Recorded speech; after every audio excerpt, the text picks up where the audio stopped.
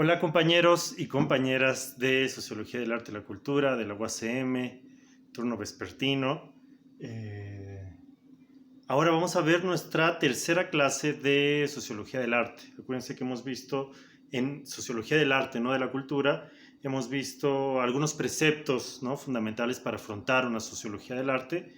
Luego vimos el aporte de Carlos Marx y ahora vamos a ver a dos autores muy importantes, que es Antal, húngaro, y Hadji Nicolau, que es griego, ¿no? Acuérdense que vienen de este siglo XX que busca integrar a toda Europa, ¿no?, en la cultura occidental, la cultura europea, como un gran espacio cultural. Así que no es casual que los debates de Antal y de Hadji Nicolau sean también los del mundo europeo, ¿no? Sea de esa región como génesis de pensamiento, ¿no? Además ha sido siempre una aspiración del pensamiento occidental, ¿no?, romper con los moldes nacionales para hablar de una cultura occidental global o europea, etc. Bueno, muy bien, vamos a ver Antal. Fíjense que Antal es un historiador del arte, ¿no? Él se pone a estudiar el arte y se da cuenta de que hasta ese momento no ha tenido un hilo conductor teórico metodológico importante la historiografía del arte. Esto es, solo dan cuenta de cambios en el arte, de modas en el arte, de nuevos estilos, pero no explica el por qué surge eso. Y al mismo tiempo el espacio de la crítica del arte solo quedaba en las impresiones del sujeto sobre el arte. Por lo tanto, también se quedaba corto en un análisis científico, ¿no?, que es la aspiración de Antal. Y entonces Antal se plantea juntar varias concepciones o varios fenómenos, como es la historia del arte, la historia del pensamiento, el gusto de la época, juntarlo con distintos sectores sociales y concepciones de la vida.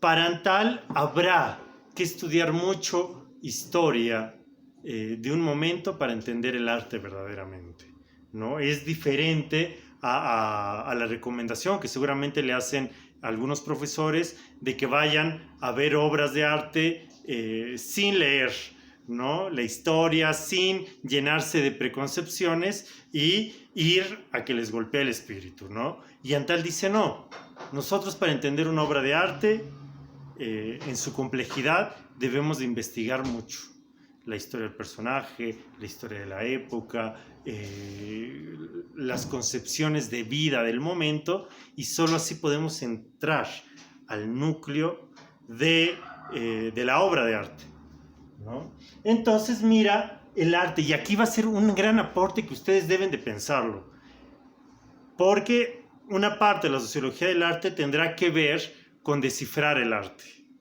Pero ¿qué les parece si volteamos como Antal lo hizo y pensamos qué nos dice el arte de la sociedad en que se concibió?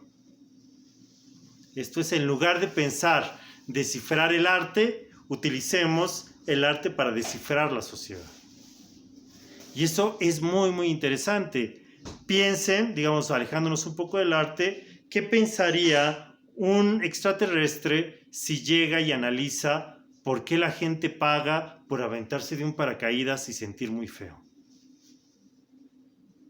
¿Qué clase de sociedad es esta que un atractivo es aventarse y sentir que uno muere y pagar dinero por ello? O llega un extraterrestre y empieza a mirar cómo hay esta concepción de los zombies, ¿no?, de películas de zombies, de series de zombies, y como hace poco en la Ciudad de México hubo un maratón de zombies donde todos disfrazados de zombie pues hacían sonidos guturales y caminaban, ¿no? ¿Qué quiere decir eso para la sociedad en la que vivimos? ¿Es algo normal? ¿Es una forma de entretenimiento normal? ¿O habla de una sociedad casi llegando al apocalipsis, que en lugar de hacer algo por afrontar su destino, hace películas y se ríe de él, ¿no? No tengo la respuesta yo, pero es eso. Antal dice, el arte es una obra de arte, es eso que nos emociona, y también es un documento de su época. Es un documento que dice algo del momento en el que estaba. El reggaetón será un ritmo muy nuevo, pero también es un documento de lo que estamos viviendo actualmente. El arte posmoderno es conceptual y es lo que ustedes quieran, pero también nos dice algo de la sociedad que estamos viviendo. El arte romántico era una expresión de algunos artistas que luego se convierte en una corriente y luego se convierte en una moda, pero decía algo de las concepciones de vida del momento de distintos sectores. Y entonces, bajo estas premisas, va a estructurar una metodología para entender el arte de una manera sistemática, de una manera científica, de una manera material. Y no solo que se vuelva el crítico de arte con un cigarrillo delgadito diciendo, es que me encanta y me conecta con mi ser más profundo, ¿no? Entonces, no. Antal quiere llegar a la profundidad de la obra de arte, a explicarla en su profundidad, y la entiende como un documento social que dice de la sociedad y también explica el arte. Y ese es el gran aporte de Antal. Y entonces dirá, ojo, pensemos en los temas, ¿no? Porque ya busca hacer metodología, busquemos en los temas. ¿Por qué un tema de repente es tan recurrente en la historia del arte? ¿No? Digamos que el tema sería lo contrario a la forma, ¿no? Entonces puedo esculpir una virgen y el tema de la virgen es la Virgen María y su hijo, ¿no? Y la forma como lo pintas es otra. Pero entonces Antal propone también recurrir mucho al tema. Ver al tema y encontrar en cómo es tratado el tema la filosofía y las concepciones de vida de una época, y además no es ingenuo Antal, y de un sector social, de una clase social. Y para ello, digamos que este es el trasfondo teórico, metodológico, pero para ello se va a analizar obras de arte, ¿no? Y entonces se va a los tiempos muy antiguos, no tan antiguos, digamos a la modernidad, para notar las diferencias entre obras eclesiásticas y luego cuando el mercantilismo, la burguesía mercante, empieza a pedir obras y dice, las dos hablan de religión, digamos, porque la temática es la misma, pero se representa muy distinto cuando la pide la burguesía a cuando se hace por los religiosos. Pero además va a ser distinto cuando la burguesía tiene ya sus propios pintores.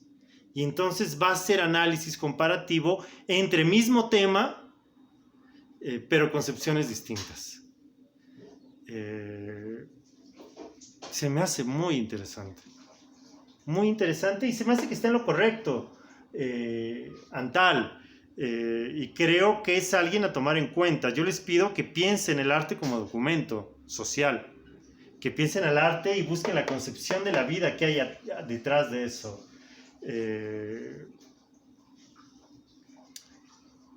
Parecería más o menos fácil ahora que hay un arte político, ¿no? Muy claro, entonces hay una ideología muy clara, pero búsquenlo más allá de eso. Y digo, no hay que cerrarnos a la imagen, a la pintura. Podríamos hablar música, hablar cine, ¿no? Que yo sé que a algunos les gusta mucho, y entonces ir encontrando la filosofía, analizando el tema, las concepciones de vida, qué sector lo hace o para qué sector se hace. Eso va a ser muy importante. Porque fíjense, por primera vez alguien piensa en el público, ¿no? Y entonces también Antal, al pensar a quién se le está haciendo, empieza a mostrar una conexión social que implica ver ya al artista no como un héroe mitológico individualista, ¿no? Que crea por su pasión que le sale del pecho, sino que está conectados a tendencias, a filosofías, a concepciones, a grupos, ¿no? Y eso va a ser muy interesante. Muy interesante. Para pensar en tal, me recuerda esta imagen, no sé si la han visto, de un escultor que hizo una medusa. Pero esta medusa, bellísima, ¿no? Una mujer desnuda, con un pelo hermoso, me parece que lleno de serpientes, tiene a Teseo en la mano. O sea, es una medusa que le ganó al hombre y lo venció y le cortó la cabeza. Un mismo tema, se han pintado muchas medusas, pero de repente alguien la pinta de otra manera. ¿Qué significa? Obviamente es una pieza escultórica feminista, ¿no? Podemos analizar así. Esa pieza que es muy directa, muy fácil, pero podemos llevar esto a otros niveles. Y ese es el reto a partir de lo que nos dice Antal. ¿Qué les parece? ¿No? Tiempo después, Hadji Nicolau, espero pronunciarlo bien, la verdad, no tengo idea, pero vamos a pronunciarlo como si fuera español, Hadji Nicolau, y él lleva, digamos, sigue como los pasos de Antal y dice, bueno, el arte es sobre todo una producción de imágenes, ¿no? Sean buenas, sean clásicas, lo que sea, produce imágenes. El arte es crear imágenes. Por lo tanto, esas imágenes contienen ideología, que él llamará ideología figurativa o ideología estética figurativa. Y dice, y al igual que como dijera Marx, el mundo es una lucha de clases, o la historia se hace a partir de la lucha de clases, también hay una lucha de ideología figurativa, y entonces habrá ideología positiva, ¿no? Que defiende, que refuerza, que sustenta el status quo, y una ideología crítica que señala las contradicciones de la realidad, que pone nuevos temas, que destruye o enfrenta otras ideologías, y será la ideología crítica. Y entonces el arte es prácticamente un vehículo ideológico. Muy importante de Hadji Nicolau, dice, la ideología no nada más es el tema, sino es la forma y el tema. Hay que unir lo que se pinta con cómo se pinta para entender la ideología figurativa, ¿no? Entonces no hablaremos ya como una especie de calca o una especie transparente que nos diga qué ideología es, sino que va a buscar un análisis tanto en su contenido temático como en la forma en que se realiza para encontrar la ideología. Y es esta la propuesta de Hadji Nicolau. Hay ideología en el arte. Esa sería la premisa. O el arte es una imagen que tiene y está cargada de ideología. Si queremos ser muy figurativos, chorrea ideología. ¿Será cierto eso? Piénsenlo ustedes, analícenlo. Yo veo un mural y veo ideología, ¿no? Bueno, bien. Además, el muralismo asume que debe tener una ideología del arte y una posición política. Pero si todo el arte tiene esta ideología, ¿cuál sería el trabajo del sociólogo? Descubrirla, ¿no?